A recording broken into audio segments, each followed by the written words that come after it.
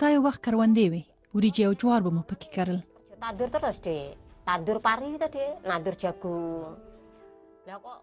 وروسته څپې راغلې، سیلابونه ډیر شول.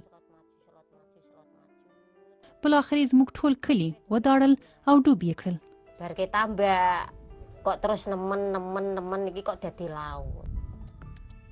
د اندونیزیا په ډماک سیمه کې یو وخت 200 کورنۍ اوسېدې.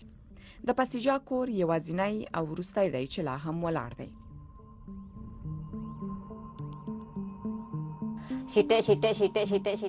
هر کال لا ډیرو خلکو زموږ کلی پرېښود.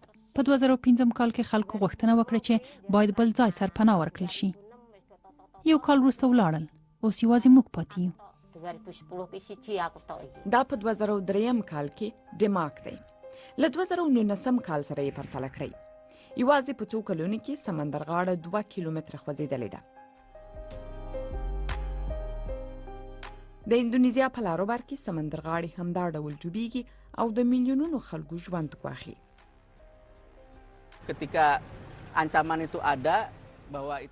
خلک په دې اړه داسې خبرې کوي چې ته وا دا یو طبیعي حالت دی. داسې نه ده. دا هر څه د انسان د عمل له لاسه شوي. دا طبیعي ناورین نه دی، د انسان په لاس جوړ شوی.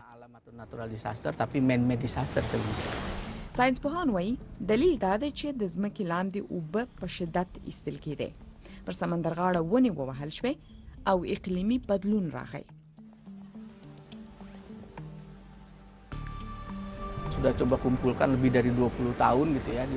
موږ د اندونیزیا له لاروبره د تیرو 20 کالو معلومات راټول کړي دي.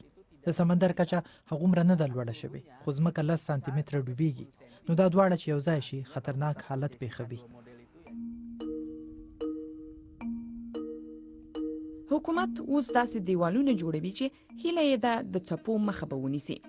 په ورته وخت کې پسیجا د خپل کور چاپېره ونې کرلي چې ګوندې ډوبېدونکی کور یې ورسره خوندي وي.